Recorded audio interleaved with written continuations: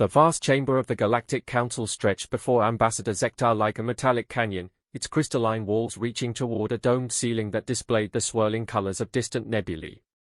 Representatives from 47 different species occupied the tiered seating, their diverse forms creating a tapestry of galactic civilization.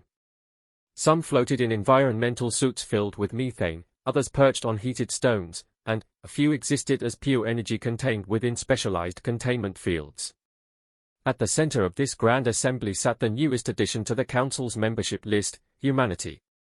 3 human delegates occupied simple chairs that looked almost primitive compared to the advanced seating arrangements around them.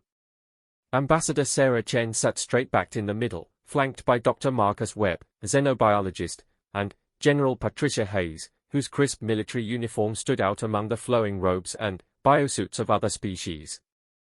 Zektar, the Veltar representative and current council speaker, studied the humans with interest. His species had evolved from predatory pack hunters on a high-gravity world, standing nearly 8 feet tall with sleek, scaled skin and eyes that could track movement across vast distances. The Veltar had long held positions of military leadership within the Galactic Council, their warrior culture making them natural candidates for defending the peaceful alliance of worlds. "The motion before us today," Zektar announced, his voice carrying clearly through the chamber's acoustic enhancement system, "concerns the integration of humanity into our military defense protocols. As we have done with all new member species, we must assess their capabilities and determine their most suitable role within our collective defense structure." A murmur rippled through the assembly. The crystalline hive mind of Kepler, for 42b chimed in harmonious tones, "Our initial observations of human military conflicts suggest a species prone to internal warfare but lacking in advanced tactical coordination against external threats." Ambassador Chen shifted slightly in her seat, but her expression remained diplomatically neutral. She had been briefed extensively on this moment, the first formal military assessment of humanity by the Galactic Council. Earth's admission to the Council had been based primarily on their technological achievements and cultural diversity, but military capability was always the final test for any species seeking full membership. The Ethereal Collective, a gaseous species that communicated through electromagnetic pulses, sent waves of data through the chamber. Their translated message appeared on screens throughout the assembly. Human historical records indicate preference for guerrilla tactics and defensive postures. Limited evidence of coordinated large-scale offensive capabilities. Dr. Webb leaned forward slightly. He had spent years studying galactic species and their military doctrines, preparing for exactly this kind of assessment. The patterns were always the same: new species were evaluated based on their most recent conflicts, their technology levels, and their apparent warrior culture or lack thereof. General Hayes remained perfectly still, her hands folded in her lap. As the highest-ranking military officer in the human delegation, she knew her role was to listen and observe. The real test would come later, when humanity was asked to demonstrate their military capabilities rather than simply discuss them. Councillor Thresh, a massive insectoid from the hive worlds of Antares, clicked his mandibles together in what his species considered thoughtful contemplation. "The humans have indeed shown remarkable resilience in their internal conflicts," he acknowledged, his translator rendering his chittering into standard galactic common. However, their longest recorded conflict lasted merely 6 years. By galactic standards, this suggests either remarkable efficiency in warfare or limited endurance for sustained military operations. The irony was not lost on General Hayes. The Antares hive worlds were known for their methodical, siege-based warfare that could last centuries. Their concept of a quick war was anything lasting less than 50 standard years. To them, humanity's ability to resolve conflicts relatively quickly suggested weakness rather than efficiency.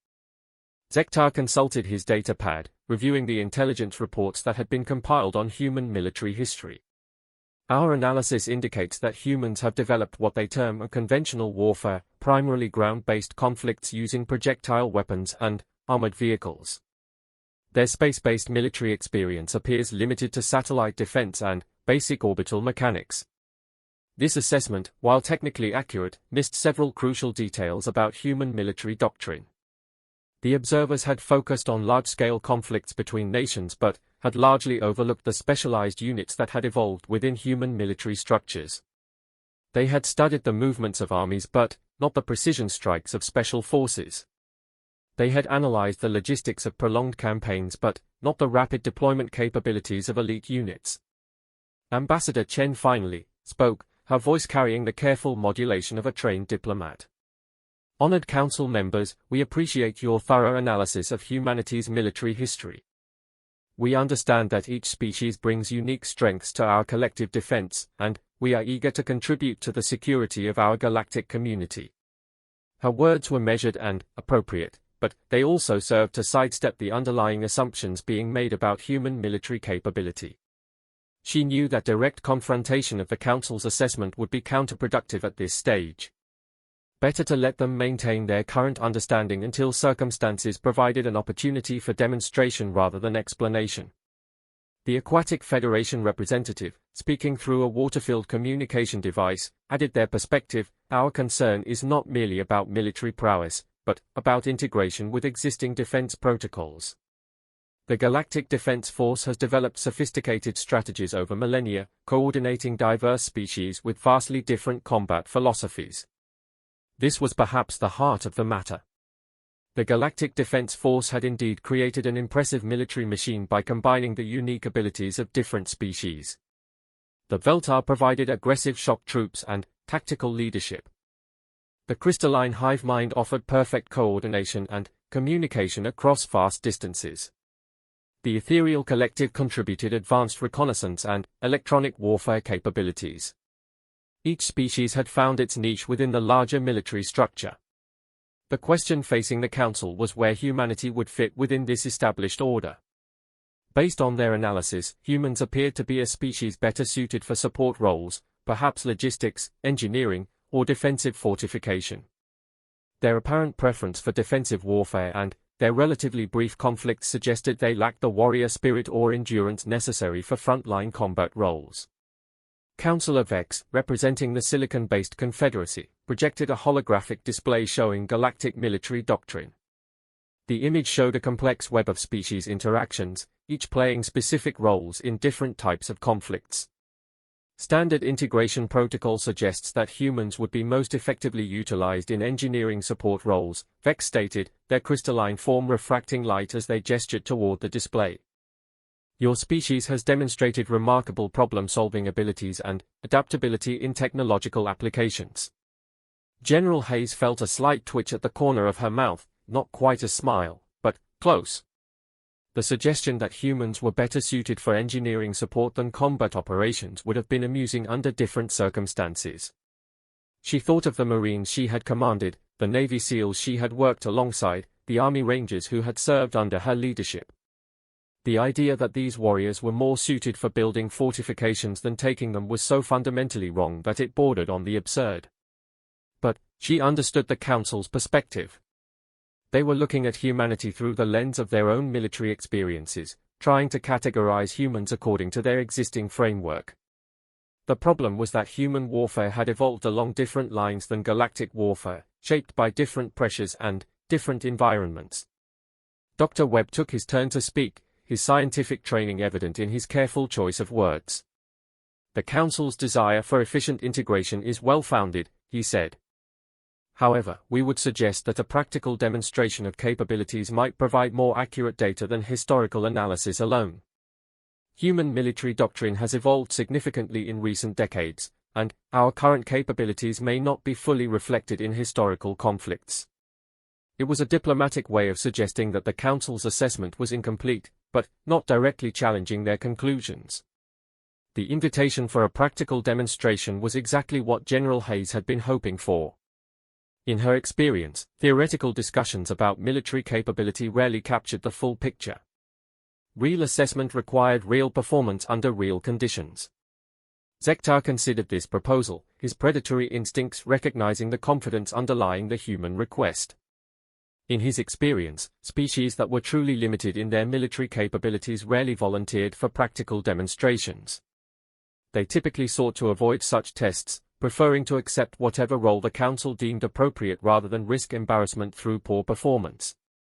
A practical demonstration could indeed provide valuable data, Zektar agreed. However, such tests must be carefully controlled to ensure safety and fair assessment. What type of demonstration did you have in mind? Ambassador Chen exchanged a brief glance with General Hayes before responding. We would propose a standard military exercise, using scenarios typical of current galactic security challenges. Our forces would operate under Council observation, following established protocols for military assessment. The chamber buzzed with discussion as various species conferred among themselves. The suggestion of a formal military exercise was not unusual. Most new species underwent some form of practical testing before their final military integration. However, there was something about the humans' eagerness for such a test that gave some council members pause. The hive mind representative chimed their concern. Previous assessments suggest that human forces lack experience with the scale and complexity of galactic warfare. A standard exercise might not provide an accurate measurement of their capabilities. This observation highlighted one of the fundamental misunderstandings about human military development. The galactic species had assumed that because human conflicts were relatively brief and localized, human forces must be inexperienced with complex operations. They had not considered the possibility that human conflicts were brief precisely because human forces were capable of achieving decisive results quickly. General Hayes finally spoke, her voice carrying the quiet authority of someone accustomed to command. General Zektar, if I may address the Council's concerns directly. Human military forces have extensive experience with what we term asymmetric warfare, conflicts involving forces of different sizes, capabilities, and tactical doctrines. Our training emphasizes adaptability and rapid response to changing conditions. She paused, allowing her words to be translated and considered. We understand that galactic warfare operates on different scales and timelines than terrestrial conflicts. However, we believe that our approach to military operations, emphasizing flexibility, initiative, and decisive action, may complement existing galactic defense strategies. The careful phrasing of her statement was designed to acknowledge the Council's concerns while subtly challenging their assumptions. By describing human military doctrine in terms of adaptability and rapid response, she was positioning human forces not as inexperienced newcomers, but as specialists in exactly the kind of flexible operations that modern galactic security challenges often required. Councillor Thresh clicked his mandibles thoughtfully. The human representative speaks of asymmetric warfare and rapid response. These concepts are interesting. In Hive World doctrine, military operations are planned in detail over extended periods. The concept of rapid adaptation during active operations is unusual. This difference in military philosophy was more significant than it might initially appear. Most galactic species had developed military doctrines based on their specific evolutionary backgrounds and planetary environments. The Hive worlds, for example, emphasized collective decision-making and methodical execution of predetermined plans. The Veltar focused on aggressive assault tactics using overwhelming force. The Aquatic Federation preferred fluid, adaptive strategies but implemented them slowly and carefully. Human military doctrine, by contrast, had evolved in an environment where rapid adaptation was essential for survival. Earth's diverse environments, combined with the competitive nature of human evolution, had produced military thinking that emphasized speed, flexibility, and the ability to improvise under pressure.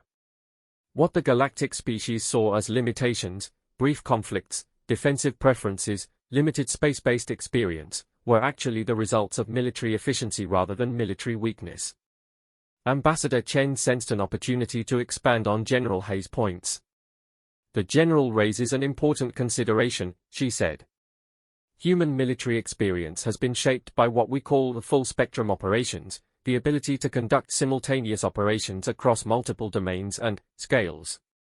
Our forces train to integrate everything from individual soldier actions to strategic-level planning within the same operational framework.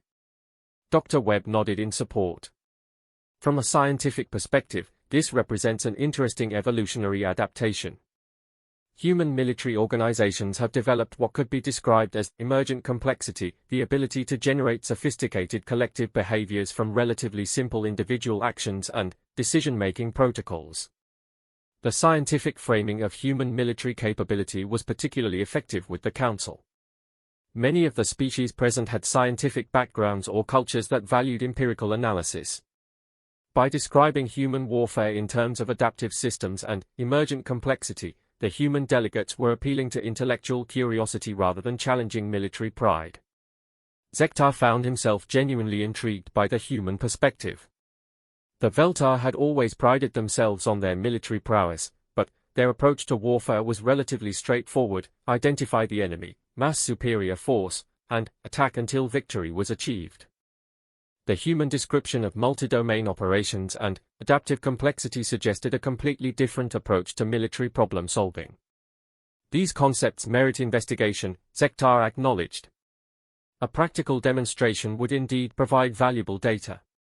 However, the Council must consider what type of exercise would fairly assess these claimed capabilities. The ethereal collective pulsed with electromagnetic activity before transmitting their suggestion, proposed standard reconnaissance and security patrol exercise. Multi-domain operations can be observed in controlled environment. Human forces operate alongside established galactic units for comparison. It was a reasonable proposal that addressed several concerns simultaneously. A reconnaissance and security patrol exercise would test human capabilities without requiring large-scale combat operations that might exceed their experience level. Operating alongside established galactic units would provide direct comparison while ensuring that human forces had experienced backup if they encountered difficulties. General Hayes felt a surge of satisfaction. A reconnaissance and security patrol exercise was exactly the kind of operation where human forces, particularly specialized units like Marines, would excel. Such operations required exactly the kind of adaptability, initiative, and rapid decision-making that human military doctrine emphasized. That exercise format would be acceptable to human forces, General Hayes confirmed. We would be honored to operate alongside experienced galactic units and demonstrate our capability to integrate with existing defense protocols. Ambassador Chen added the diplomatic perspective. Such an exercise would also provide an excellent opportunity for our forces to learn from galactic military experience. We view this not just as an assessment, but as the first step in meaningful military cooperation between humanity and the Galactic Council. The chamber erupted in discussion as representatives conferred with their respective governments and military commands. The formal process of arranging a military exercise between the Galactic Council and a new member species involved significant coordination and planning. Exercise parameters had to be established, safety protocols implemented, and observation procedures arranged.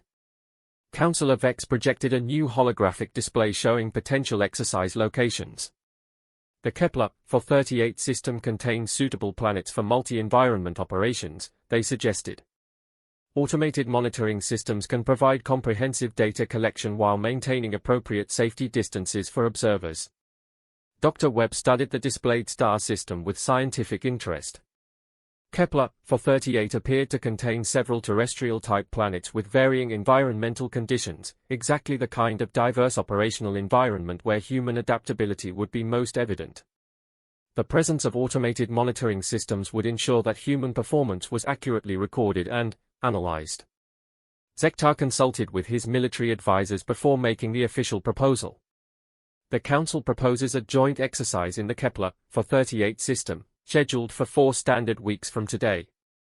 Human forces will be integrated with a standard Galactic Defense Force patrol unit consisting of Veltar assault troops, crystalline coordination specialists, and ethereal reconnaissance elements. He paused, ensuring that his next words carried appropriate weight.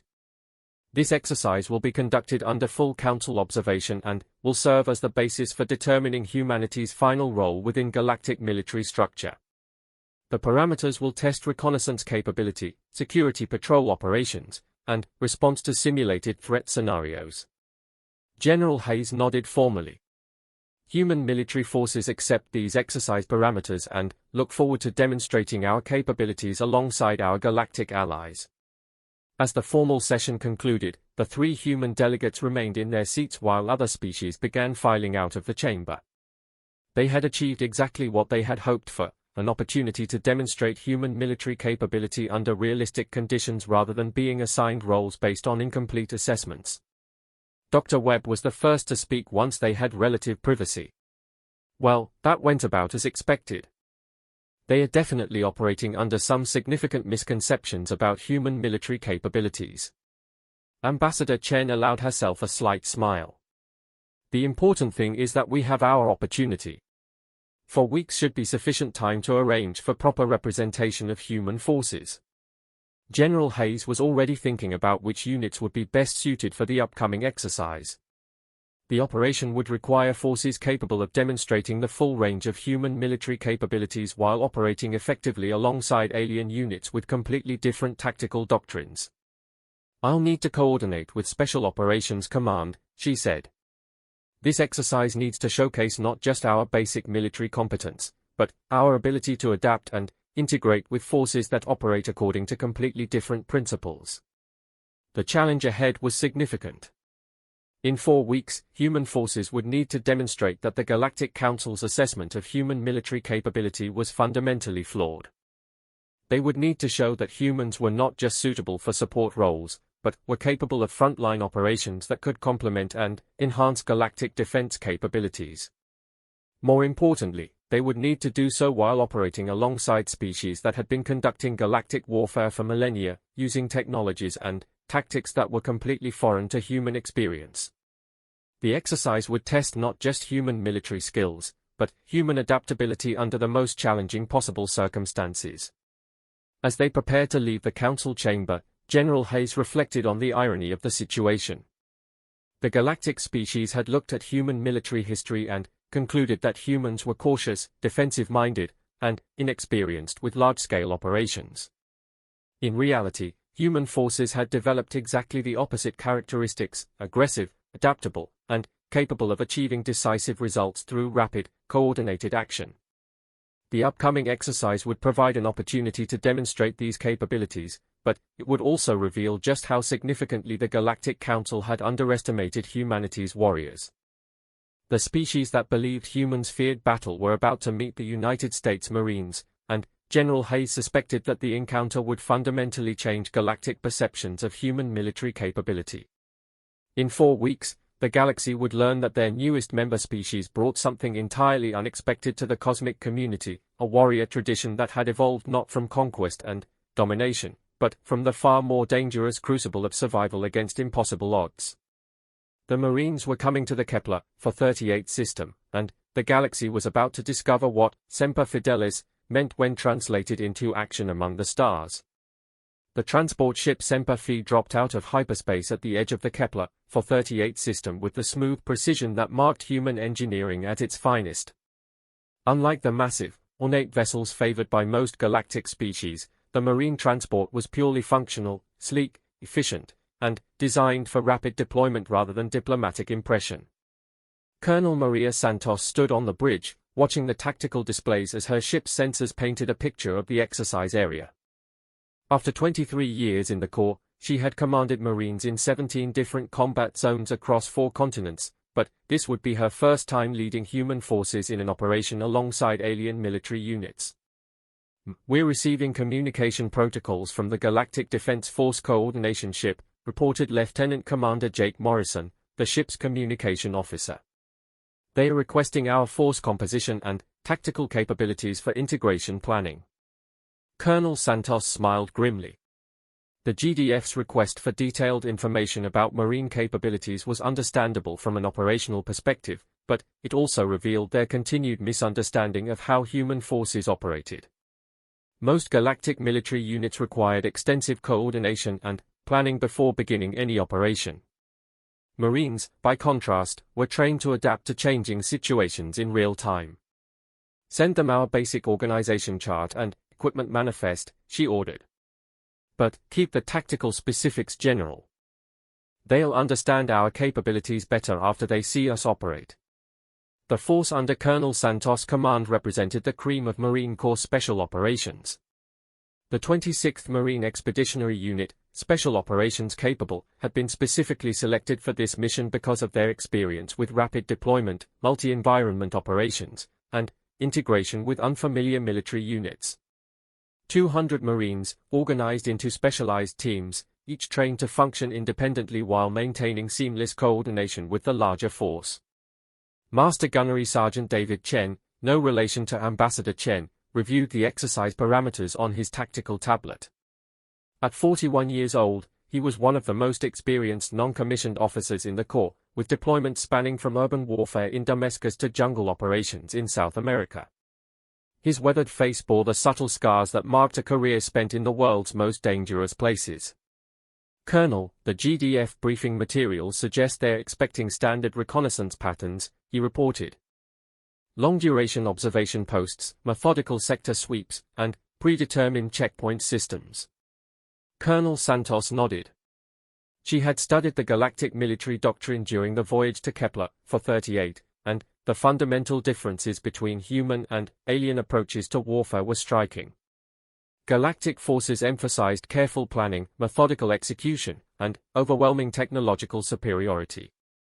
Human forces, particularly Marines, emphasized speed, adaptability, and the ability to achieve objectives through unconventional approaches. "They are about to learn why Marine reconnaissance is different from anyone else's reconnaissance," she replied. "Deploy the Force Recon teams as soon as we reach operational orbit. I want eyes on the exercise area before the official start time." 24 hours later, the combined force assembled in orbit around Kepler, for 38c, a planet whose diverse environments made it ideal for testing military capabilities across multiple domains. The Galactic Defense Force had established a command ship, the Eternal Vigilance, as the Exercise Coordination Center. Representatives from 4 different species would observe and evaluate the performance of all participating units. General Zektar stood in the command ship's observation deck, studying the tactical displays that showed the deployment of various military units. The Veltar Assault Force had taken position in the planet's northern hemisphere, establishing a fortified base camp according to standard doctrine. The Crystalline Coordination Specialists had deployed their harmonic communication nodes across strategic points, creating a network that would ensure perfect information sharing. The ethereal reconnaissance elements had begun systematic scans of assigned sectors, their energy-based sensors capable of detecting activity across vast distances. The human deployment pattern, however, puzzled him. Instead of establishing a visible base camp or deploying large sensor networks, the Marines appeared to have simply disappeared. The transport ship remained in orbit, but there were no obvious signs of human ground forces anywhere in the operational area. "Sensor sweep shows no human military signatures in assigned sectors," reported the ethereal reconnaissance team leader, their translated message appearing on screens throughout the command center. "Possible equipment malfunction or delayed deployment." Commander Velnash, the senior Veltar officer, studied the displays with growing confusion. "Standard protocol requires visible deployment confirmation within 6 standard time units," he observed. "Human forces may require assistance with deployment procedures." General Zektar was beginning to wonder if the humans had encountered difficulties with their equipment or their understanding of the exercise parameters. It would not be unusual for a new species to struggle with galactic military technology or procedures. However, something about the situation struck him as odd. The human delegates had specifically requested this type of exercise, and General Hayes had seemed confident about her force's capabilities. The answer came when the official exercise timer reached 0 and the first scenario began. The task was straightforward: locate and investigate an anomalous reading that suggested possible hostile activity in a mountainous region of the planet's southern continent. Standard procedure called for careful reconnaissance, establishment of observation posts, and systematic investigation of the suspected area. The Veltar force immediately began deploying according to their standard doctrine, moving in formation toward the target area with overwhelming firepower and defensive positions. The crystalline specialists coordinated their approach with mathematical precision, optimizing routes and communication protocols. The ethereal reconnaissance elements began long-range scans, methodically mapping the area in preparation for ground force investigation. The human response was completely different. "Contact, contact, contact," came the calm voice of Staff Sergeant Lisa Rodriguez over the communication channel. "Marine Force Recon Team Alpha has eyes on the anomaly. Confirmed hostile signatures, approximately 20 units in defensive positions. Request immediate tactical coordination." The command center erupted in confusion. According to all sensor data, no human forces had been deployed to the target area. The Marines were reporting contact with the exercise targets, but there was no indication of how they had reached the location or when they had conducted their reconnaissance. General Zektar activated the direct communication channel to the Marine units. Human forces, please confirm your current position and deployment status. Colonel Santos' voice came back with professional clarity. GDF Command, this is Marine Actual. Force Recon Team Alpha is in position overlooking the target area. Teams Bravo and Charlie are establishing flanking positions. We have positive identification of exercise targets and are prepared to initiate tactical engagement. How did you reach the target area? Commander Velnash demanded. Sensor sweeps show no evidence of human deployment or movement. There was a brief pause before Master Gunnery Sergeant Chen's voice joined the communication. Sir, Marine Force Reconnaissance specializes in undetected infiltration and observation. We've been in position for 14 hours. The implications of this statement sent ripples of shock through the Galactic military observers. 14 hours meant that the Marines had deployed while the other forces were still conducting their initial coordination and planning phases. Not only had they reached the target area undetected, but they had maintained surveillance long enough to gather complete intelligence about the exercise scenario. Dr. Webb, observing from the command center, watched the expressions of the Galactic military officers with scientific fascination. The concept of forces operating independently, without extensive coordination or observable deployment signatures, was clearly outside their normal military experience. Request clarification, the ethereal reconnaissance leader transmitted. Human forces deployed without coordination protocols or sensor confirmation. This appears to violate standard military procedure. Colonel Santos' response carried a hint of amusement. Negative, GDF control. Marine Force reconnaissance operates according to standard human military doctrine: establish eyes on target, gather intelligence, and maintain tactical readiness. We've been following our standard procedures since deployment. General Zektar realized that they were witnessing something unprecedented in Galactic military operations. The human forces had not violated any procedures, they had simply operated according to entirely different principles. While Galactic forces focused on careful coordination and methodical deployment, the Marines had emphasized speed and stealth. The exercise scenario called for the combined forces to investigate and neutralize the hostile signatures. Standard Galactic doctrine would require careful planning, coordinated approach routes, and systematic reduction of enemy positions. The timeline for such an operation typically extended over several days. The Marines had a different approach. Marine Actual to all GDF units, Colonel Santos transmitted. We have complete tactical intelligence on hostile positions. Recommend immediate combined assault. Marine teams are in position to provide target designation and fire support. Negative, Commander Velnash responded immediately. Standard procedure requires reconnaissance completion, tactical analysis, and coordinated deployment planning. Estimated timeline for proper assault preparation is 48 standard time units. Colonel Santos' voice carried the patient tone of someone explaining something obvious. Sir, reconnaissance is complete.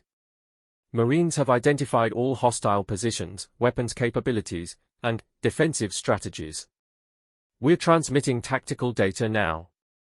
The information that flowed into the Galactic command systems was staggeringly comprehensive. The Marines had not simply located the exercise targets, they had conducted detailed analysis of defensive positions, identified command structures, mapped supply lines, and assessed tactical vulnerabilities.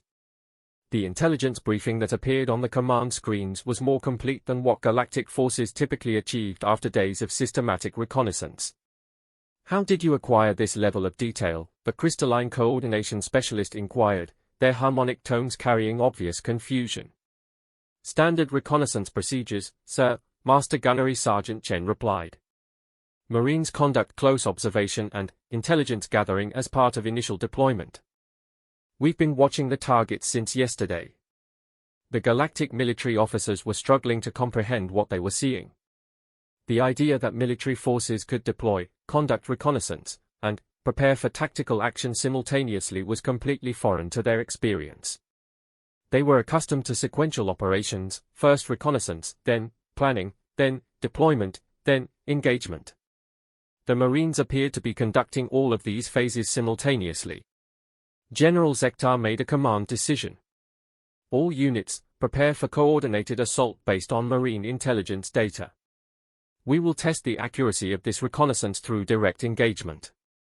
What followed was a masterclass in human military efficiency that would fundamentally change galactic understanding of warfare. As the Veltar assault force began their methodical advance toward the target area, Marine forward observers were already providing real-time target designation and tactical updates. When the crystalline coordination specialists attempted to establish communication with embedded human units, they discovered that the Marines had seamlessly integrated into the galactic communication network without any of the technical difficulties that normally plague joint operations. Marine Team Alpha, just fire 30 meters left, came the calm voice of a Marine spotter as Veltar heavy weapons engaged the exercise targets. Target neutralized. Moving to next objective. The precision and speed of the engagement left the galactic observers stunned. Operations that typically required careful coordination and extended timelines were being executed with fluid efficiency. The Marines didn't just adapt to galactic military procedures, they enhanced them, providing capabilities that filled gaps in traditional galactic warfare doctrine. Commander Velnash found himself working more effectively than he ever had in multi-species operations. Instead of waiting for reconnaissance reports or coordination updates, information flowed continuously from Marine observers who seemed to anticipate his tactical needs. When his assault teams encountered unexpected resistance, Marine fire support was already in position to provide immediate assistance. Human forces demonstrate unprecedented tactical integration capabilities, the Veltar commander transmitted to the command center. Recommend immediate classification upgrade to primary combat units. The crystalline specialists were equally impressed. Their species prided themselves on perfect coordination and information sharing, but they had never encountered forces that could match their coordination while simultaneously maintaining independent operational flexibility. The Marines somehow managed to function as both individual units and part of a larger coordinated effort, switching between these modes as tactical situations required. Even the ethereal reconnaissance elements, who considered themselves the masters of battlefield awareness, found themselves learning from Marine observation techniques. The human ability to gather intelligence through direct observation and human analysis complemented their energy-based scanning systems, providing a more complete picture of tactical situations than either species could achieve alone. The exercise scenario that had been expected to last several days was completed in less than 6 hours. The Marines had not simply demonstrated their capability to integrate with galactic forces, they had shown how human military doctrine could enhance the effectiveness of the entire combined force. As the participating units began their post-exercise assembly, the galactic military officers struggled to process what they had witnessed. Their initial assessment of human military capability had been based on the assumption that humans were inexperienced with complex military operations and better suited for support roles. The Marines had demonstrated exactly the opposite. They were specialists in exactly the kind of rapid, adaptive operations that most galactic forces found most challenging. General Zektar stood in the command center, reviewing the exercise data with growing amazement. Every metric showed human forces performing at levels that exceeded their initial assessments. More importantly, the presence of Marine units had improved the performance of every other participating force. The humans had not simply integrated into galactic military structure, they had enhanced it. Request immediate conference with human military leadership, he transmitted to the exercise coordinators. The Council's initial assessment requires significant revision. Colonel Santos materialized on the command center's main screen, her image transmitted from the Marine Forward Command Post. Her uniform showed the effects of 6 hours in the field, but her bearing remained crisp and professional. General Zektar, Marine forces are prepared for post-exercise briefing, she reported. All objectives completed within specified parameters. No casualties, no equipment losses, all personnel accounted for. Colonel, I must ask directly, General Zektar said, his voice carrying a note of professional respect that had been absent during the initial council assessment. Are these capabilities representative of standard human military forces, or do your Marines represent an elite subset of human military capability? Colonel Santos considered the question carefully. Sir, the Marines represent one branch of human military forces. We specialize in rapid deployment and multi-environment operations. However, all human military branches train according to similar principles: adaptability, initiative, and integration of independent action with coordinated objectives. She paused, allowing the implications of her statement to register. What you've observed today is standard Marine operating procedure. We train to function in exactly these types of complex, multi-force operations. The command center fell silent as the Galactic military officers absorbed this information. If the capabilities they had witnessed were considered standard for one branch of human military forces, what did that suggest about human military potential overall? Dr. Webb, who had been observing the exercise with scientific fascination, added his perspective. From an analytical standpoint, human military doctrine represents an evolutionary adaptation to Earth's competitive environment. Our forces developed these capabilities through necessity rather than design. What appears exceptional to galactic military standards is simply the result of human military evolution. General Zektar felt his fundamental understanding of galactic military hierarchy shifting.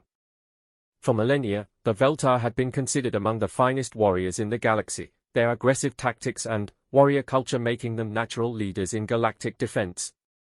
The Marines had not challenged Veltar dominance. They had demonstrated an entirely different approach to military excellence that complemented and enhanced traditional galactic warfare. Colonel Santos, he said formally, the Galactic Defense Force would be honored to integrate human military units into frontline operations. Your forces have demonstrated capabilities that represent significant enhancement to galactic defense capabilities. General, the Marines are ready to serve alongside our galactic allies, Colonel Santos replied. We look forward to learning from galactic military experience while contributing our own capabilities to collective defense.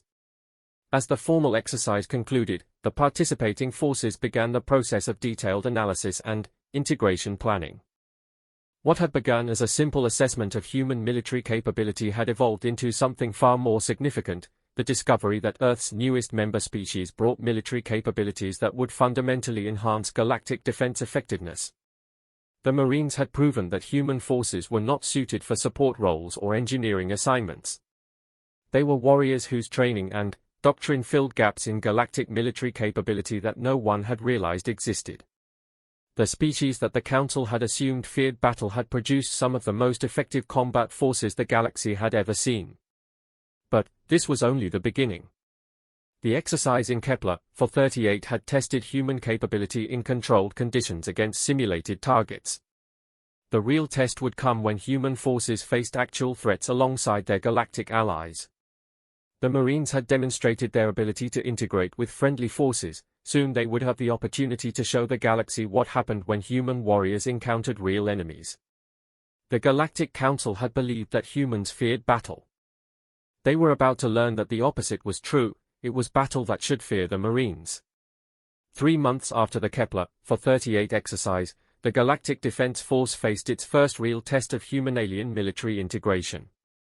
The Zentari rebellion had erupted across 17 star systems in the Outer Rim, led by a species that had been ejected from the Galactic Council decades earlier for their aggressive expansionism and refusal to accept peaceful conflict resolution. The rebels had seized control of strategic mining stations and shipping lanes, using hit-and-run tactics to avoid direct confrontation with GDF forces while inflicting maximum economic damage. Traditional galactic military doctrine proved ineffective against the insurgency. The methodical, overwhelming force approaches that had served the galaxy for millennia were too slow and too predictable to counter rapid guerrilla operations.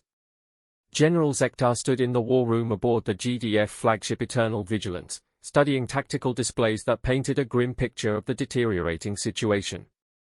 Red markers indicated successful Zentari attacks across a region of space larger than most member species' entire territories. Blue markers showed GDF response forces arriving hours or sometimes days after rebel forces had already struck and withdrawn. Conventional pursuit patterns are ineffective, reported Commander Velnash, his warrior pride clearly stung by the inability of Veltar forces to engage the enemy in direct combat. The rebels refused to maintain fixed positions or engage in honorable battle. Admiral Korath of the Aquatic Federation projected holographic displays showing the rebels' movement patterns. Their strategy appears designed specifically to exploit the coordination requirements of galactic military doctrine. By the time our forces coordinate response and deployment, enemy units have relocated to new targets. The crystalline hive mind offered their analysis. Mathematical models indicate current GDF response protocols require minimum 47 standard time units for multi-species force coordination. Zentari strike patterns demonstrate withdrawal within 12 standard time units of initial contact. It was a tactical puzzle that threatened to undermine galactic security throughout the Outer Rim.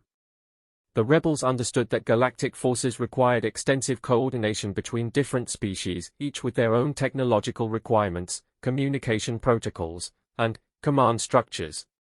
By maintaining operational tempo faster than galactic forces could coordinate responses, the Zentari were effectively neutralizing the technological and numerical superiority that normally ensured GDF victory. Dr. Webb, now serving as a permanent advisor to GDF strategic planning, studied the tactical data with the analytical mind that had made him one of Earth's leading xenobiologists. The pattern suggests classic asymmetric warfare tactics, he observed. The rebels are using speed and unpredictability to negate superior firepower.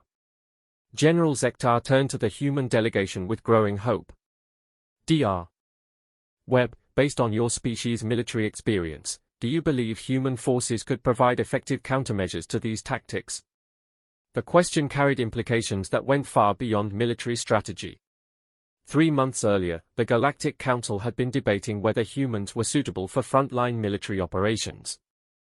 Now they were being asked to lead those operations against an enemy that had stymied the galaxy's finest military forces. Ambassador Chen, who had been monitoring the strategic briefings with diplomatic interest, exchanged glances with General Hayes.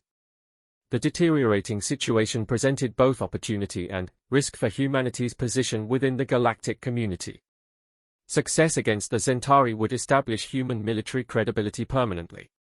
Failure would confirm the Council's initial doubts about human capabilities. General Zektar, General Hayes replied carefully, human forces do have extensive experience with counterinsurgency operations. However, the success of such operations depends on tactical flexibility and rapid deployment capabilities that may not align with standard galactic military protocols. She paused, allowing the implications of her statement to register.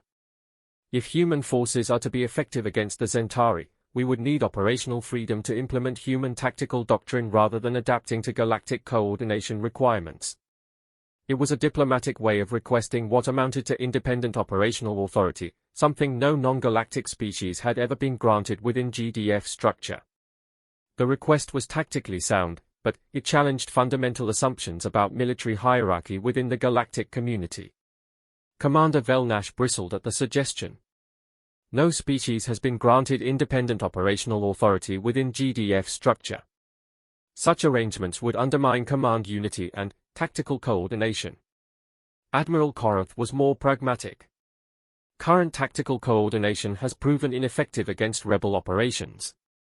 Perhaps alternative approaches merit consideration. General Zektar found himself faced with a decision that would define the future of human galactic military relationships. Granting humans independent operational authority was unprecedented, but continuing with current tactics virtually guaranteed continued Zentari success. What specific operational freedoms would human forces require, he asked. General Hayes had been prepared for this question. Human forces would need authority to engage targets of opportunity without prior coordination, freedom to establish forward operating bases without approval from GDF planning committees, and permission to integrate galactic support elements into human command structures as tactical situations require. The request was breathtaking in its scope. Hayes was essentially asking for permission to operate human forces as an independent military entity within the larger GDF structure, with the authority to direct galactic units when tactical circumstances required it. Such arrangements would require approval from the full Galactic Council, General Zektar observed. However, given the deteriorating situation, emergency protocols may allow temporary operational authority.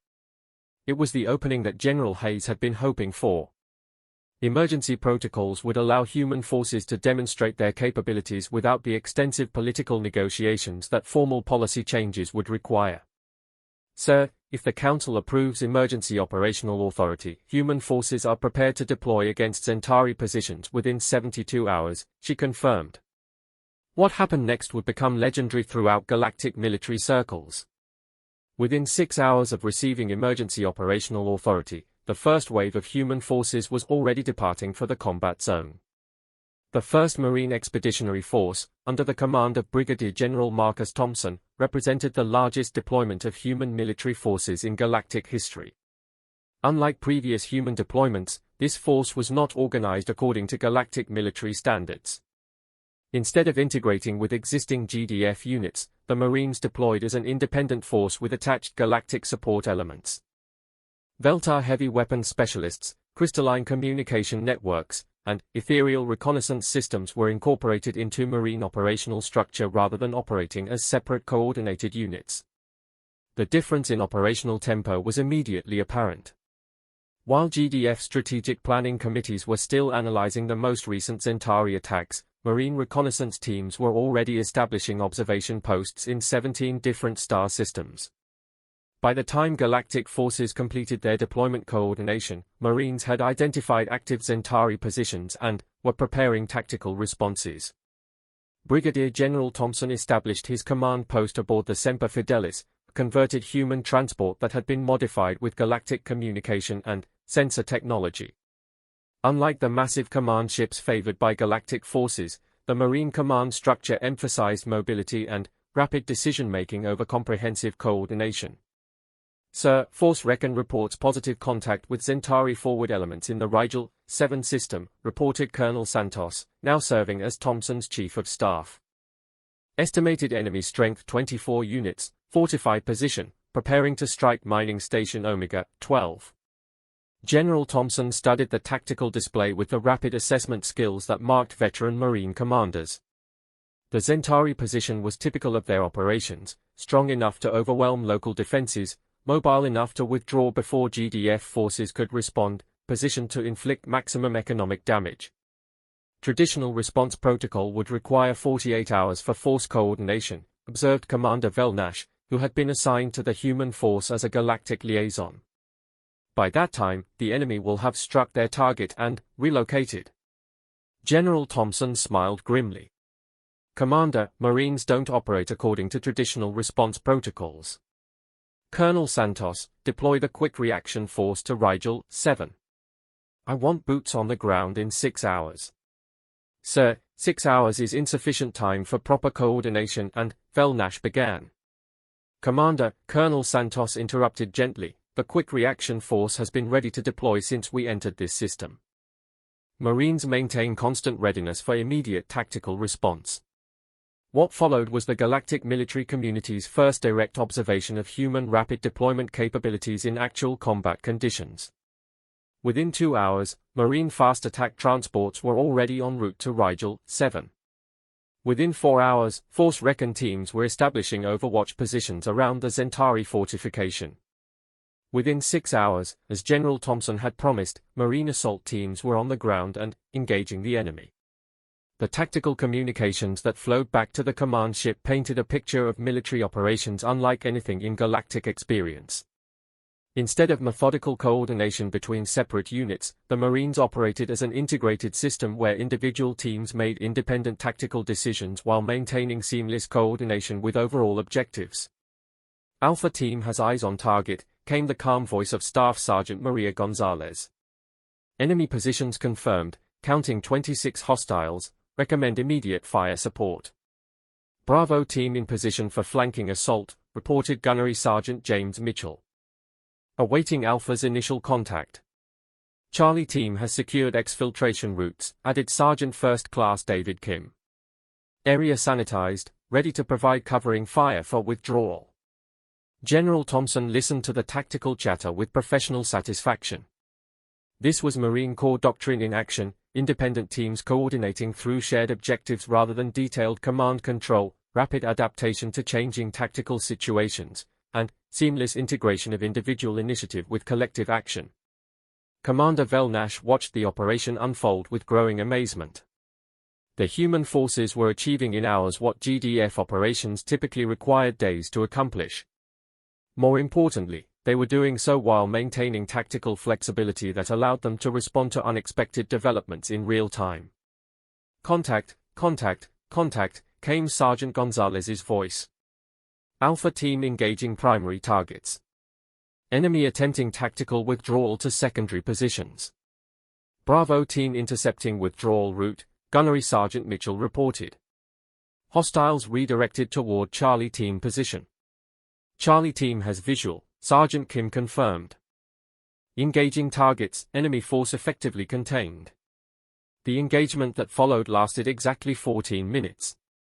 When it was over, the Zentari force had been completely neutralized with no Marine casualties and minimal damage to the mining facilities they had been preparing to attack. The rebels who had been successfully evading Galactic forces for months had been caught, engaged, and defeated before they could implement their standard hit-and-run tactics. "Mission accomplished," General Thompson announced to the stunned Galactic observers. Marine forces returning to operational patrol status. The success of the Rigel 7 operation sent shockwaves throughout both the GDF command structure and the Zentari rebellion. For the first time since the insurgency began, rebel forces had been decisively defeated in direct engagement. More importantly, they had been defeated using tactics that could be replicated across the combat zone. Over the following weeks, Marine operations systematically dismantled the Zentari insurgency using rapid deployment and tactical flexibility to turn the rebels' own advantages against them. Instead of attempting to predict where the next attack would occur, Marines established forward operating bases that could respond to multiple targets simultaneously. Instead of coordinating massive multi-species responses, Marine units operated as independent hunter-killer teams that could engage enemy forces faster than the rebels could withdraw. The psychological effect on the Zentari proved as devastating as the tactical results. Rebels who had grown comfortable with their ability to strike and withdraw before Galactic forces could respond found themselves hunted by enemies who moved faster, struck harder, and adapted more quickly than anything in their experience. Captain Rex Valdez led his Marine company through the asteroid fields of the Vega system, pursuing Zentari forces that had attacked a civilian transport convoy 3 hours earlier. Traditional Galactic pursuit would have required extensive sensor sweeps, coordination between multiple species tracking systems, and careful navigation planning. The Marines simply followed the enemy's trail using human intuition and aggressive pursuit tactics. "Sir, we've got thermal signatures in Asteroid Cluster 77 Alpha," reported Lance Corporal Jennifer Walsh from her position in the company's forward reconnaissance element. "Looks like they're trying to hide until we give up the search." Captain Valdez grinned beneath his helmet. The Zentari were still thinking like rebels facing traditional Galactic forces, assuming that their pursuers would eventually abandon the search and return to base. They had not yet learned that Marines didn't give up. "Walsh, maintain observation. 2nd Platoon, establish containment. 3rd Platoon, prepare for direct assault. We're going in."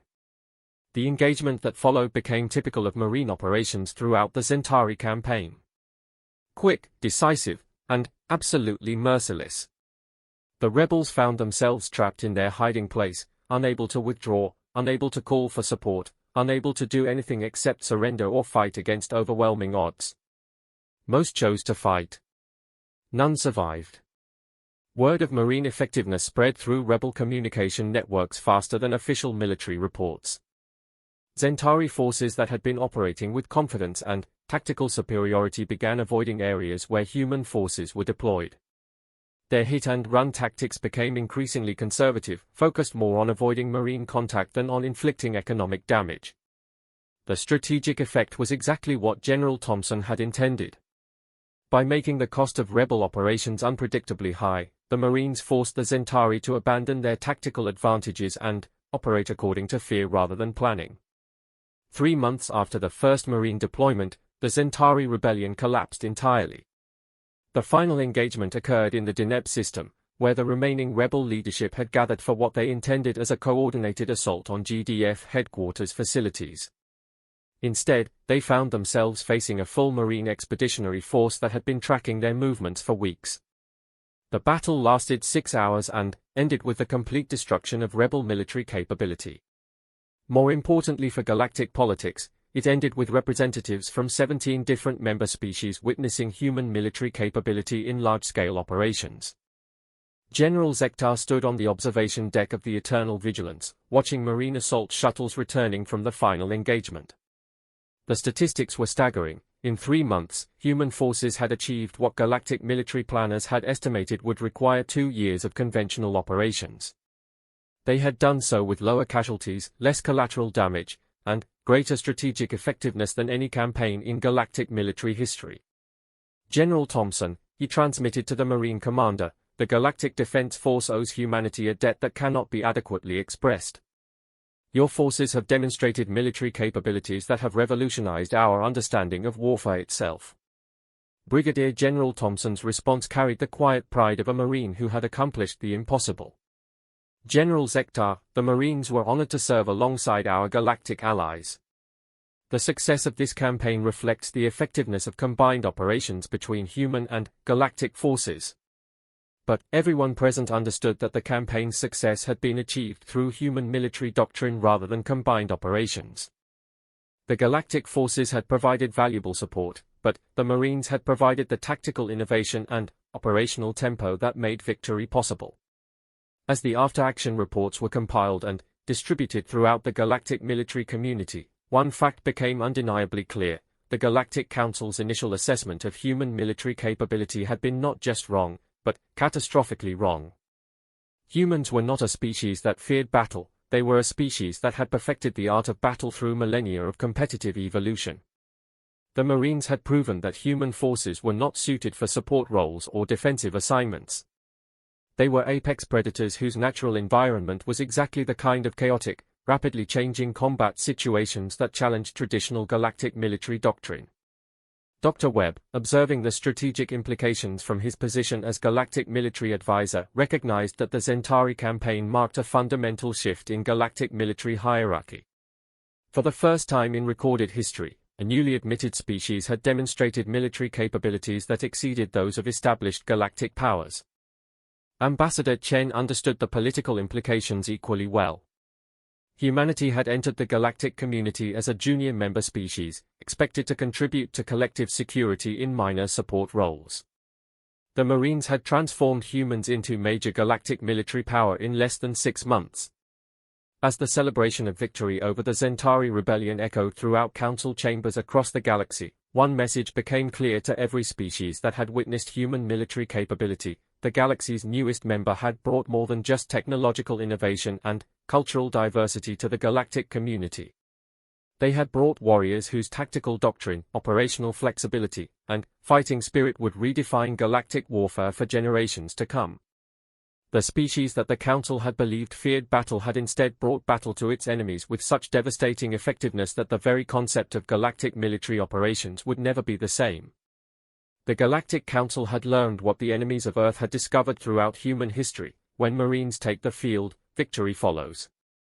And, in a galaxy suddenly made safer by human military excellence, the words Semper Fi had been translated into dozens of languages, each carrying the same meaning: always faithful, always ready, and always victorious. The universe had met the United States Marines, and the universe had been forever changed.